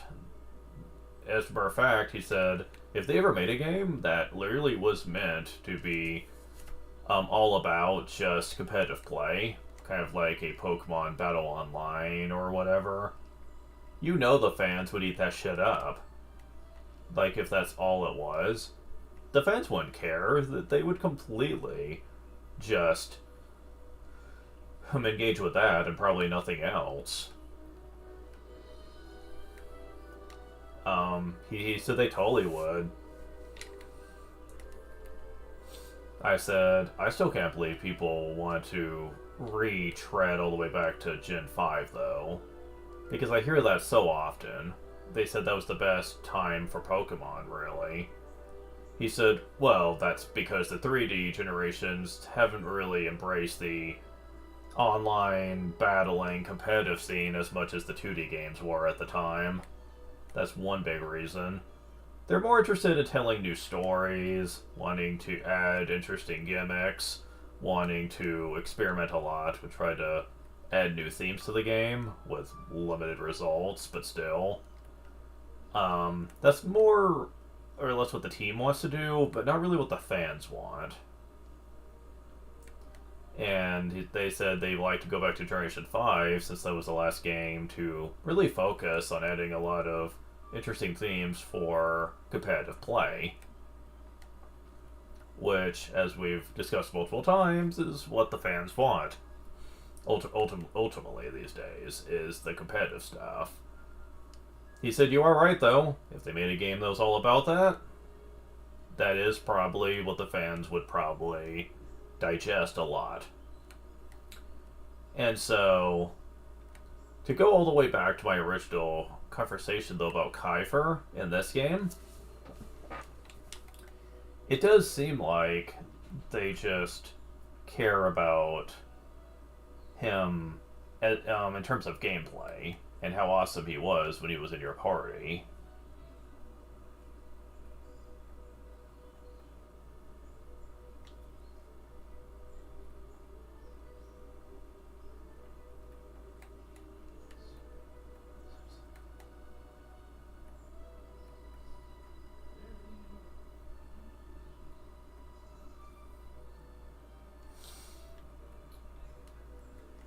I'm trying to stretch this to 2 hours, since I'm already pretty close to it, but I'm running out of things to talk about here to finish things up. Because I don't know what I can say about the game. Like, I've already gave my finishing thoughts during the ending credits. What am I supposed to add to that? Well, I suppose I could talk about my history with the game real quick. It was on the PS1, and I played it on that. And to say I had a different experience than most people is an understatement. I thought it was truly a breathtaking experience. And I loved every second that I was playing through it, trying to learn the ins and outs. Even when the game would get frustrating and I would get pissed off, I still enjoyed the game experience. Because, yeah, there was a lot to enjoy here.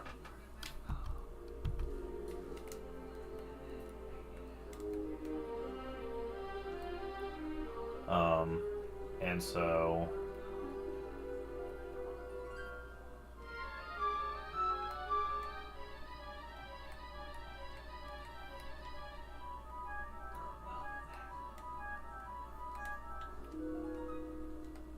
Um, but, uh, but, um,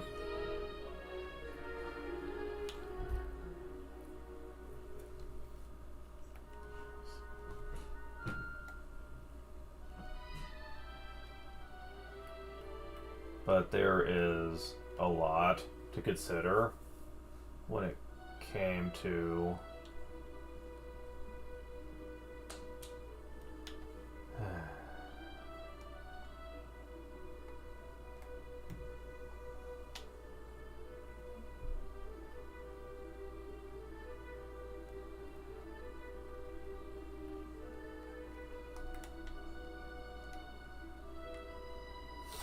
um, I lost my track of thought for a moment. But yeah, the game was very good in many respects. Um, I think about the only problem I had was just the fact that it took a very long time to beat it. But during that first time, I was also very lost, having a hard time finding all the fragments, used to be called shards in the original. And yeah, it was problematic trying to find them without a guide. That was probably the hardest part. It's very much a guide game, I will admit that. But, you know, the game wasn't horrible. And I did enjoy it a lot. But man, other people didn't. I remember the discourse when this game came out on PS1, and it was kind of the same a general comment across the board. This game sucks because it's classic 2D, and we live in the 3D world now. They need to get with the times already. And I'm like, wow. It's like that, is it? I was like, yeah, well, I have about 10 other classic 2D made games on PS1, so you can just shut up. They're all good. You guys need to quit being so damn snobby. That's what I kept telling people. I was like, you guys are just snobs now. It's all about the spectacle and the graphics to you. You don't care about anything else. And so they said, dude, this could have probably easily fit on a on a early console like Super Nintendo. And I'm like, I doubt that personally. There's a lot interesting dynamics they do with this that shows that they needed a better game engine for it. I don't care if you disagree with that, it's the truth. I can look at this game in its entirety, the original PS1 version, not this one. And yeah, I could see several things about it that were dynamic for the time. Like being able to shift between different dynamic camera angles, and also the fact that in battle there were dynamic camera shots when it came to the animations and then the abilities. But let's face it, nobody cared about that. They don't care how fancy the 2D looked, they just care that it was 2D and they didn't like it anymore. And boy, did I have to hear that for years.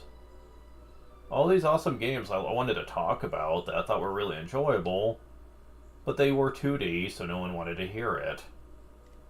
And I mean nobody. I had very few people I could even talk to about these games, because the 3D movement had ruined people's perception on classic gaming. Like, most people didn't even want to go back to the old stuff, because the new stuff was just bare to them.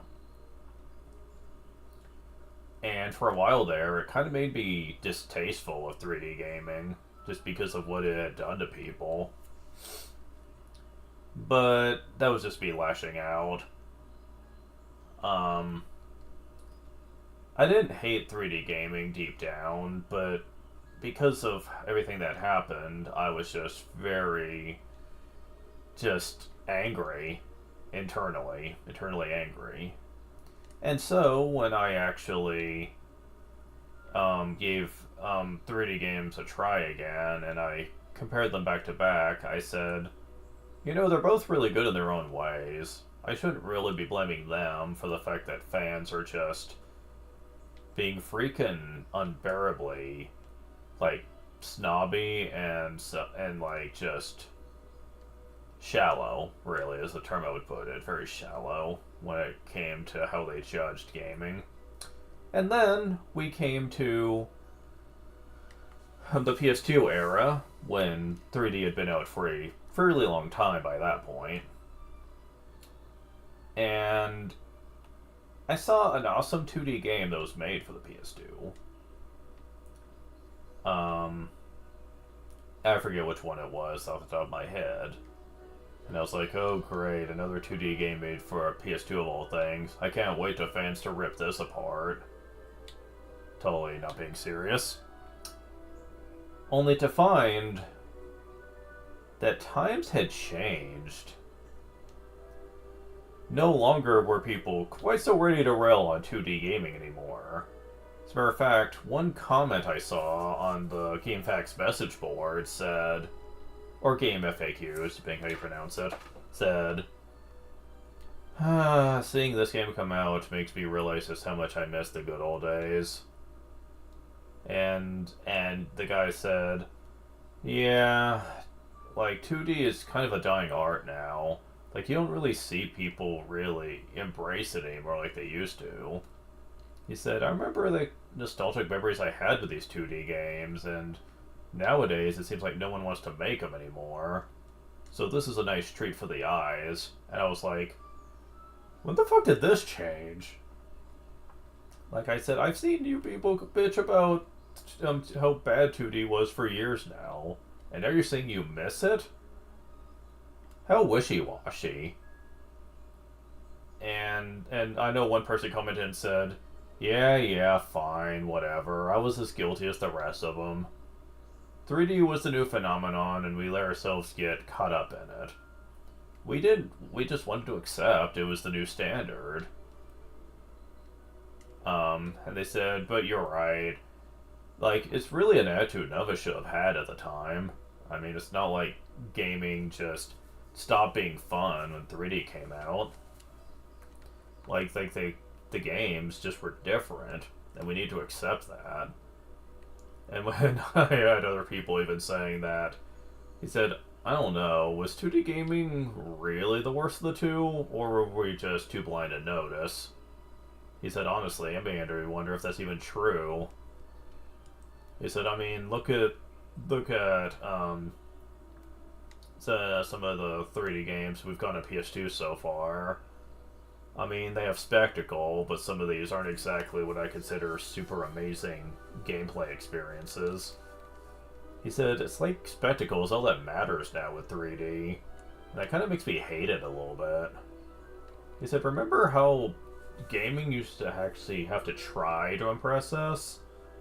He said, nowadays, it's almost like just watching the video game version of a movie, where the cutscenes and spectacle are meant to wow us, and the gameplay feels feels a lot more questionable now. So it's almost like it's on rails. And then a game series got brought up. He said, oh my god, are you talking about Xenosaga? And he said, yes, exactly.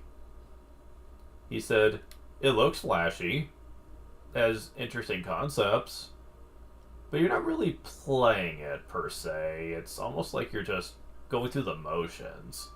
Like, the games don't even really feel like they were designed to be games. It's almost like they were meant to be an anime that just got turned into a game, really. And I didn't know anything about Xenosaga at the time. I just kept seeing it brought up in discussions.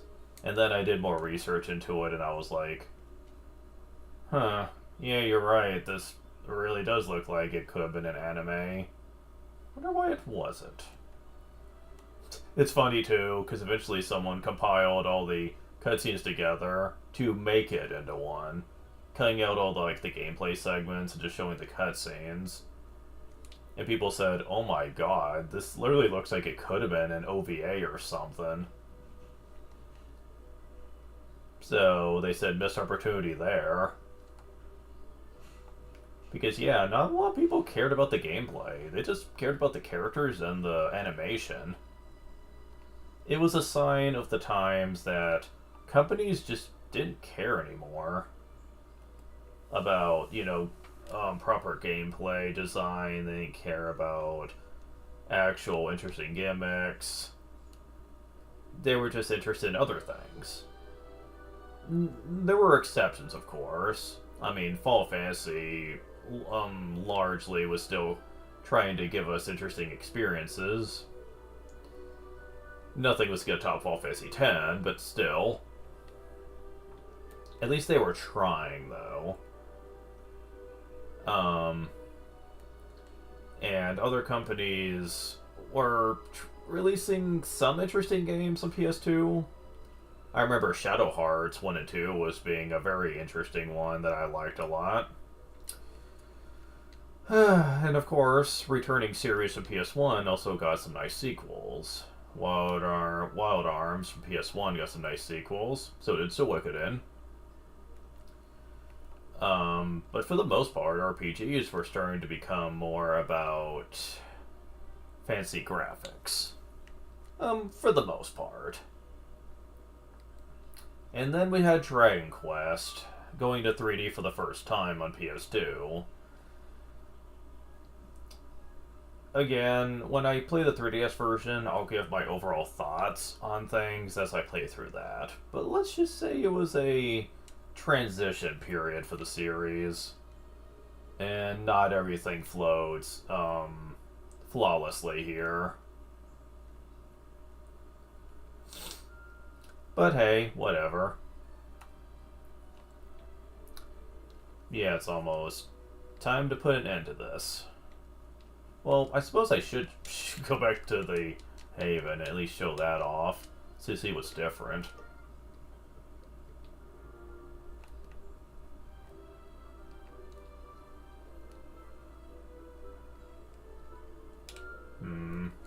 I was hoping inviting the MIT here would have caused the tower to be built, so I could show off the other mini medals, but nope.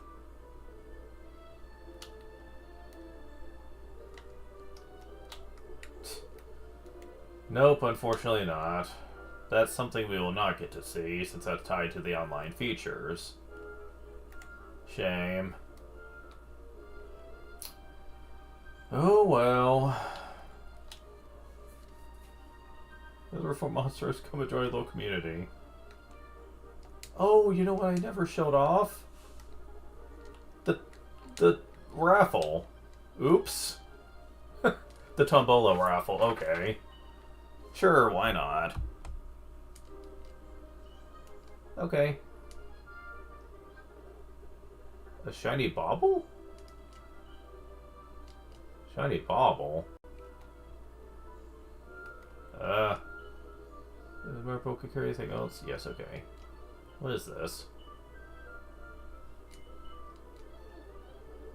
A bonus ball! See, this is something I could have taken advantage of earlier in the game. I'll get to what it does this second. Shiny bauble again.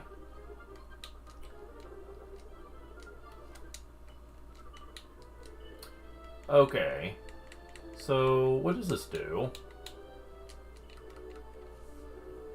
Use this to enter a half-hour period of joy and fortune. It doubles experience in gold for 30 minutes. Yeah, my leveling montage would have been much more convenient had I remembered to get these. For the most part, this is basically here for people that really want to embrace the online features, since a lot of those are hard, and getting to a high level is kind of important. But for me, I'm not really doing that, so this is kind of just extra, really.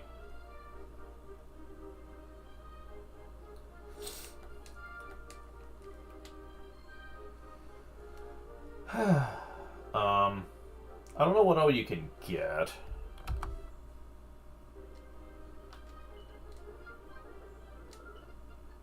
Another Tombola ticket.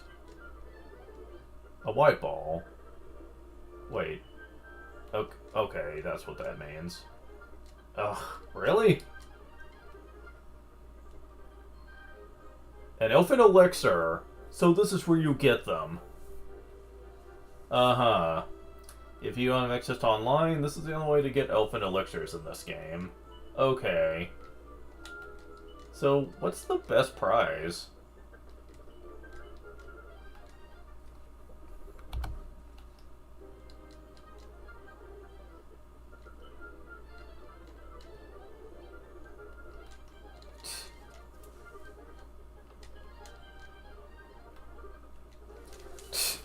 Well, my luck right now is pretty bad. Infinite loop. Yeah, really. Damn.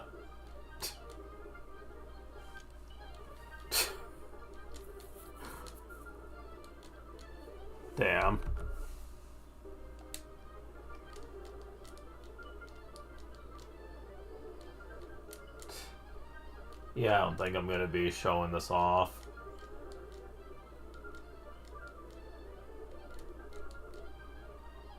So I'm just going to have to go online to find out. Yeah, I don't think I'm going to be pulling this off.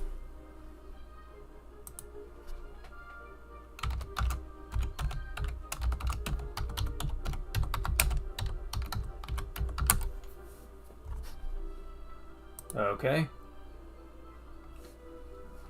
First place, bumper bonus ball. Oh, this is the one that gives 2 times experience and gold for the next 30 minutes. The bonus ball, which is second prize, gives 50% more. Third, Elfin Elixir. Fourth, is the thing we got.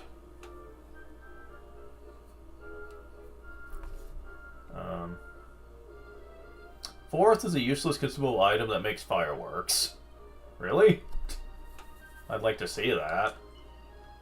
See if I can get it again.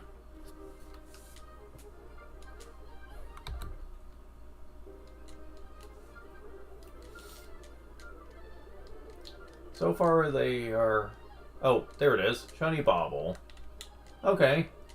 Yeah, let's do that.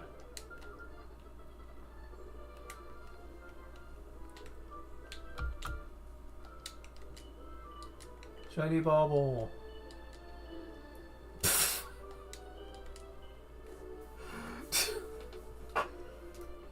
That cracks me up for some reason. Okay, so that's an interesting mechanic at least. But yeah, that's the last thing to show here. We are done with Dragon Quest VII 3DS. Thank you for watching all this time, me just going through this game, this version. I actually think that it's still pretty decent, but the PS1 version probably still wins out for me in terms of style. But this version's not bad. I am glad I got to experience it and actually don't hate the thing like I thought I was going to. So I consider this a win. But next time we're going to be going backwards a bit. We're going to be going back to the sequel of the game I had just recently done. We're going to be going back to the Game Boy Color for Dragon Warrior Monsters 2. There's 2 versions. I'll be playing the one that has the guy on it, Kobe's Adventure. Though there is one called Kobe's Journey, I mean. There's one called Tara's Adventure. But I'll play the Kobe one. I'll see you then. Thank you guys for watching. I'll talk to you later.